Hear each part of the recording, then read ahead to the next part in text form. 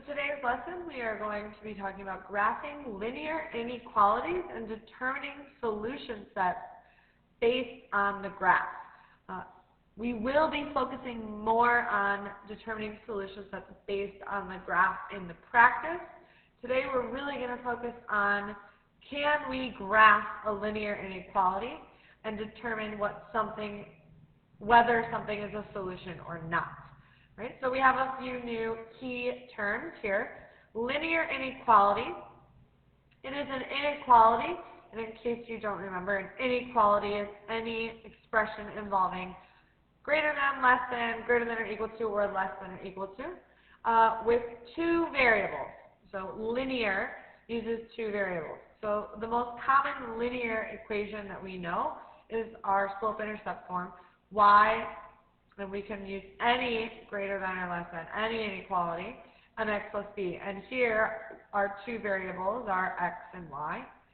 We can also see it in standard form where the x and the y are written on the same side. And again, our two variables will be x and y. So we will be graphing on a coordinate plane rather than a number line. So linear inequalities are symbols of value, not equal, unequal, that involves two variables. And we're also going to be talking about what does a solution look like, and there are many different types of solutions, but here we're focusing on solutions to just our linear inequalities. And a solution in this case is going to be an ordered pair that when substituted makes the inequality true.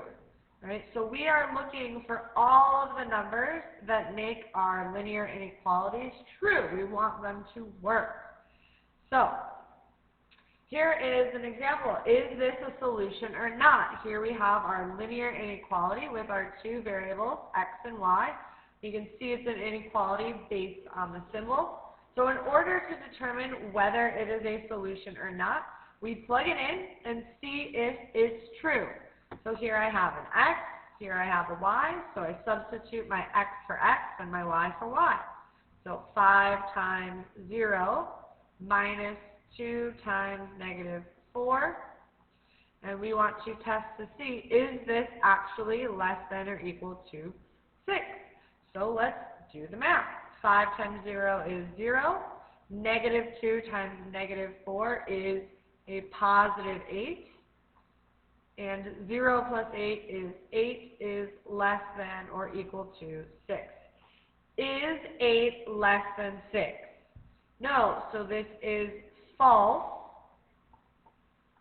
Because we got a false answer, that's how we know that 0, negative 4 is not a solution to the inequality 5x minus 2y is less than or equal to 6, right? So no, it is not a solution, and it's because when we plugged this point in, we ended up getting a false statement. 8 is not less than 6. So part B gives us a different point, and we want to test to see is 2 a solution. So the exact same way. We substitute our x, we substitute our y. So 5 times 2 minus 2 times 2 is less than or equal to 6. So 5 times 2 is 10. Negative 2 times positive 2 is negative 4. And is that less than or equal to 6? So 10 minus 4 is 6, less than or equal to 6. So we have to ask ourselves, is this true? Is 6 less than 6? No, but there's a very important thing that we have to pay attention to here, and that is this equal to bar. It's not less than 6, but it says that it can be equal to 6. So yes, this is true. Because even though 6 is not less than 6, 6 is equal to 6, so that is okay. So therefore, we would say 2 is a solution to 5x minus 2y is less than or equal to 6. So this was testing a point. And we are going to use this later on when we are graphing. We need to know how to test a point to determine whether it's a solution or not. When you test a point and it's true, it is a solution. When you test a point and it's false, it is not a solution. Right? The key point here is we really need to make sure we understand that false is not a solution. A false response means not a solution. And true responses are solutions. Those are our key points. The common errors that we make are we really need to be careful when we're substituting. Careful substitution. Really careful substitution. Because here in this example, x came first and y came second. We cannot always assume that x will be the first variable and y will be the second variable. So we really need to be paying attention that we're checking for solutions or not, that we're actually substituting our x where it needs to go and our y where it needs to go. We don't want to make any silly mistakes just because we plugged things in incorrectly. So those are some things to keep in mind when we are working through practice problems. All right, so we need to know what types of lines represent what types of inequalities. We have different types of lines for different symbols. Just like when we were graphing on number lines and greater than, less than sign had open circles and then we would shade, and when we had an equal to underneath it had a closed circle, and then we would shade on the number line. Our graphs have a similar type of symbolism. So for less than and greater than, not with an equal to, just the sign less than or greater than, we are going to have dotted lines. So when we graph our lines, they're going to be dotted or dashed. We can also say dashed lines. Right?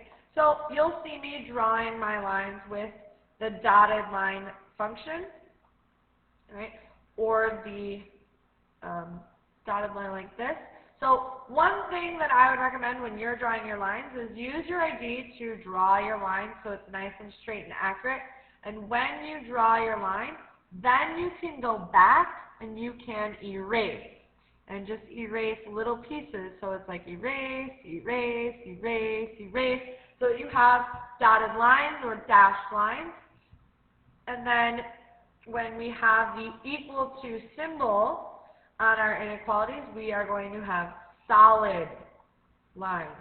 And there we're just going to graph like always. It's just as we always did. We're going to just draw a solid line on our graph. And we'll see what we mean by that when we get into the actual graphing example. But make sure you have these two different types of lines written in your notes.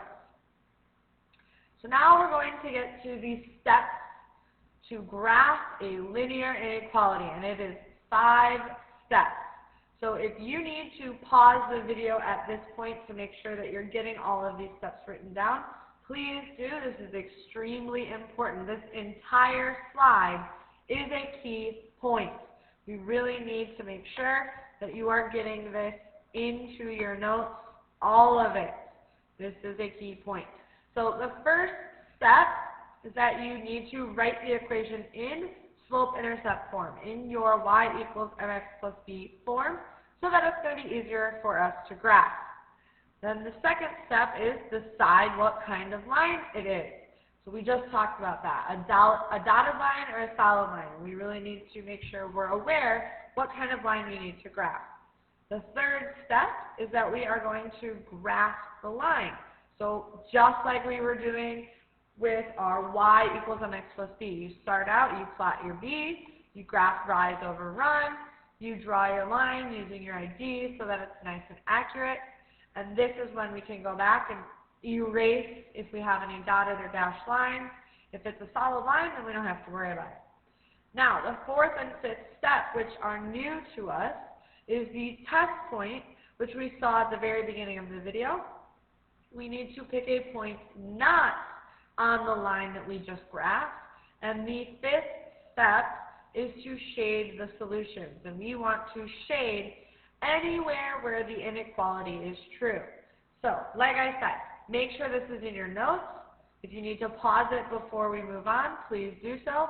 And then we will have this together so we can go over and use these steps to do example 1 together. Example 1, we have this following inequality. They want us to graph 5x minus 2y is less than or equal to negative 4. So step 1 of our steps to graph an inequality says we need to get it into slope-intercept form. So I need to rewrite it.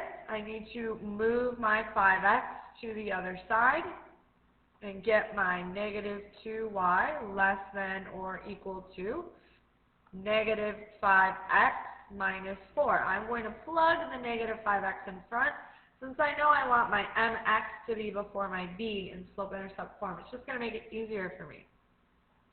Now I divide by negative 2 so that I get my y by itself.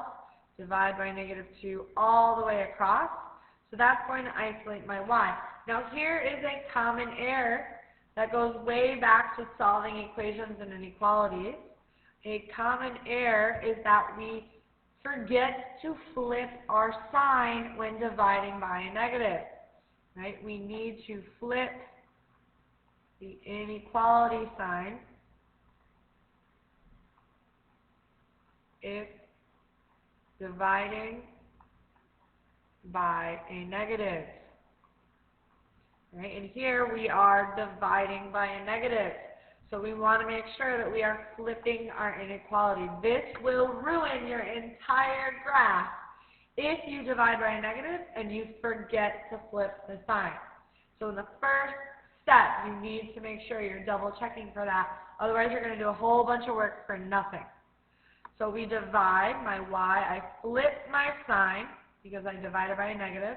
A negative over a negative is going to just be positive 5 over 2x. A negative over a negative is going to be a positive. 4 divided by 2 is 2. Here is my inequality in slope-intercept form. So this is a great starting point. The second step, if we go back, is to decide what kind of line. Is it going to be dotted or solid? So here I have my equal to. So I know that this is going to be a solid line. So I should keep that in mind when I begin to graph. Step 3, graph the line. Plot my y-intercept, graph rise over run, and draw my line. So here I have drawn in a little bit of graph paper. Try your best to draw it as accurately as possible in your notes. So I want to plot my y-intercept on the y-axis. My y-intercept is 2, so I plot my 2, and then I need to graph rise over run. I'm rising 5. 1, 2, 3, 4, 5, and I'm running positive 2. Again, I graph 1, 2, 3, 4, 5, and I run positive 2. And now, using your ID or a ruler or a straight edge, you are going to connect your dots and draw the line. This is where we need to remember what we decided our line was going to be. So we said that this was going to be a solid line. So you don't have to worry about creating any dashes. You can just draw in your solid line.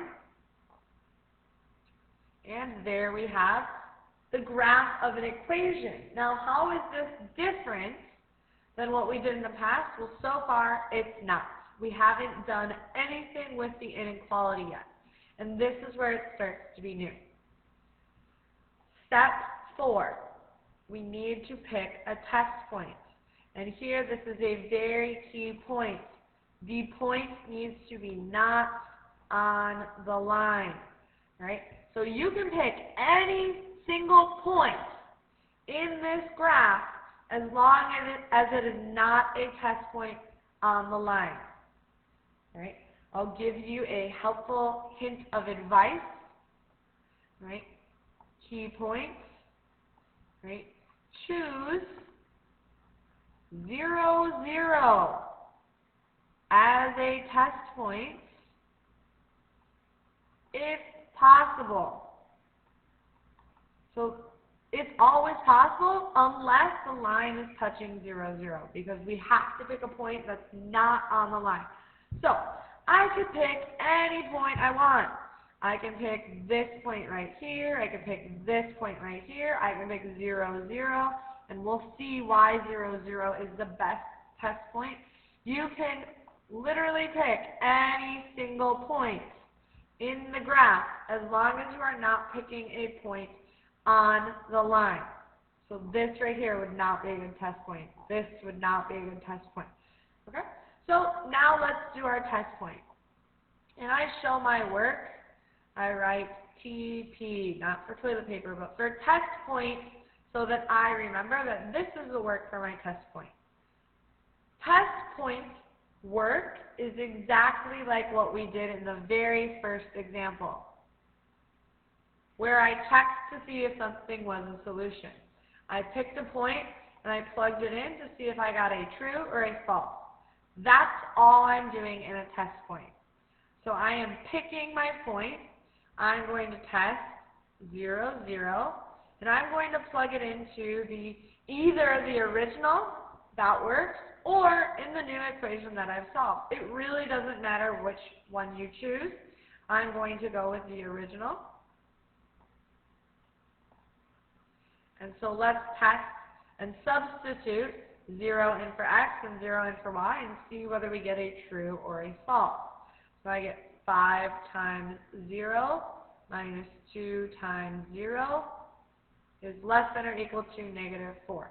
This is why 0, 0 is the best test point. That's why we put that as our key point, because 5 times 0 is 0. 2 times 0 is 0. When we choose 0, 0 as the test point, it makes our math extremely easy. So then we just have to say 0 minus 0 is 0. Is 0 less than or equal to negative 4? All right. Is 0 less than a negative number? No, this is false, which means this is not a solution. 0, 0 is not a solution. So when we get something that's not a solution, since this was the test point I picked, I put an X on it so that I know that's not a solution. I want to only shade on my graph all of my solutions, which means I could pick 0, 0, and that's not going to work. This test point is not going to work. This test point is not going to work. Any test point on this side of the line isn't going to work, which means any point on the other side of the line will work. All right, so just to double check, we can pick any point. So I'm going to pick another easy point on this side of the line, and there we go. It's not on the line, so I'm at negative 2, 0. So let's test this out. Negative 2, 0. And I can plug this into my exact same inequality. So I plug it in. 5 times negative 2 minus 2 times 0 is less than or equal to negative 4. 5 times negative 2 is negative 10. Negative 2 times 0 is 0, less than or equal to negative 4. Negative 10 minus 0 is negative 10. Is negative 10 less than negative 4? This is true, which we were kind of expecting, because there has to be solutions somewhere. So if you pick a test point and it's not a solution, then that means all of the points on that side of the line are not solutions. I picked this test point, and it was a solution. So I put a check mark, which means this will be a solution, this will be a solution, this will be a solution. Every point on this side of the line will work. So if you pick one point you know where all the solutions are, right? Because you either pick a point that works, which means all the solutions are on that side, or you pick a point that doesn't work, which means all the solutions are on the other side. All right? So what we do, and our final step in these steps, is shade the solutions. Shade where the inequalities are true. We want to show on a graph all of the points that are going to make this inequality work. So how we do that is with our pencils, we lightly shade, or if we want to use highlighter, we can lightly shade. And we can shade all of the area,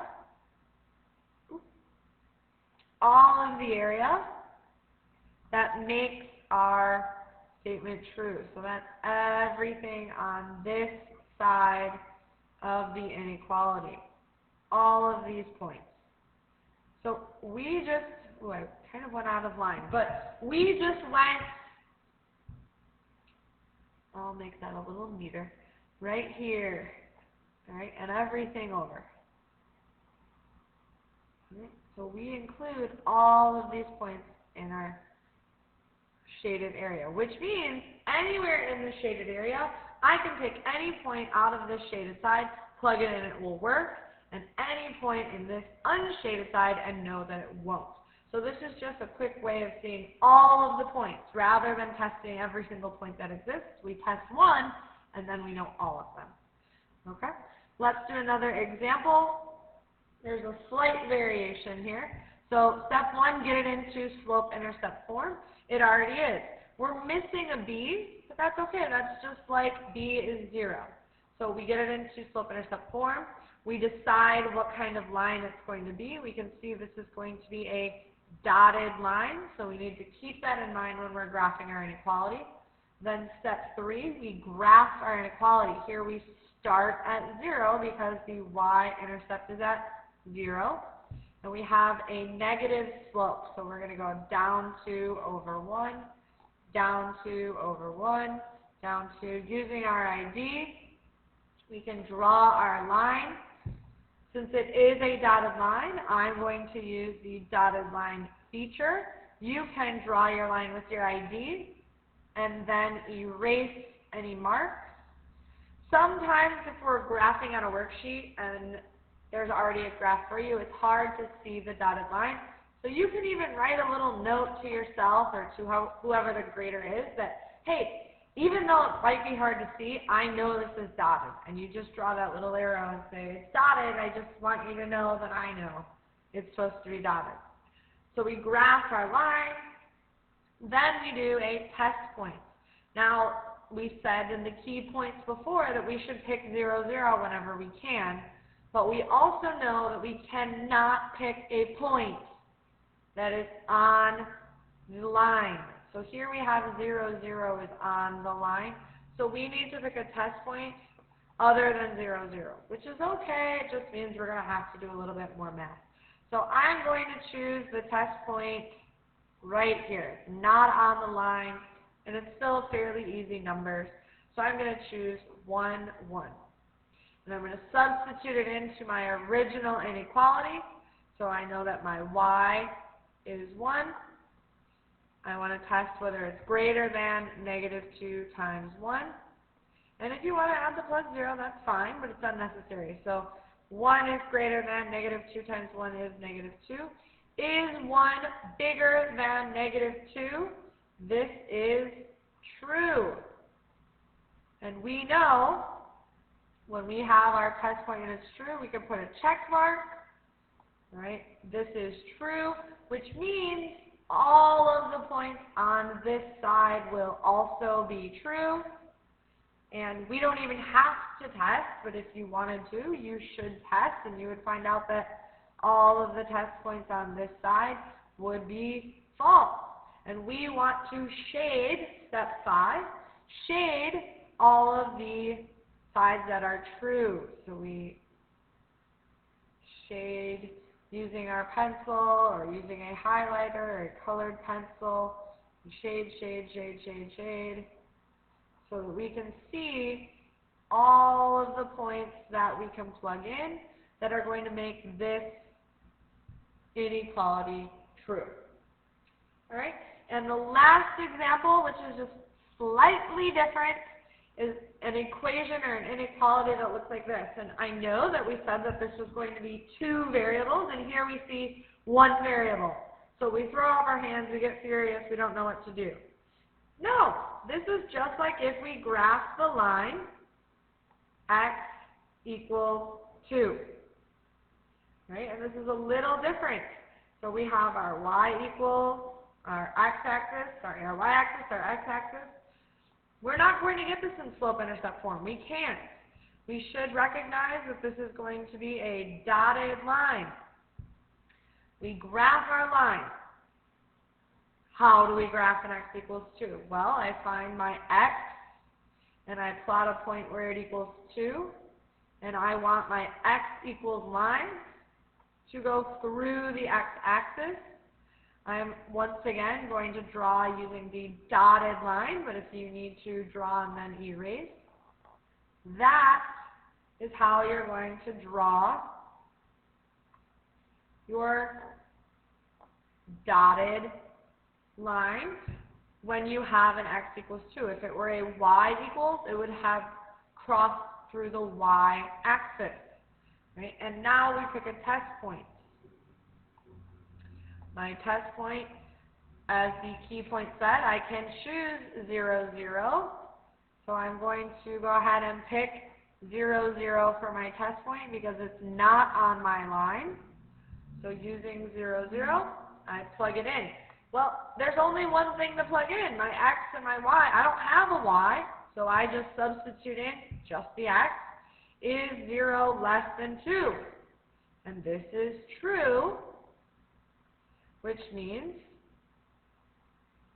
my test point is true, so all of the things on this side of the line are going to be true, true, true. All of the things on the other side are going to be false, false, false, false. And I want to shade everything on the true side. So it's just a slight variation. It's just a different type of graph. We have to remember how to graph lines that might be x equals or y equals graphs. So we are going to see all sorts of variations of these problems.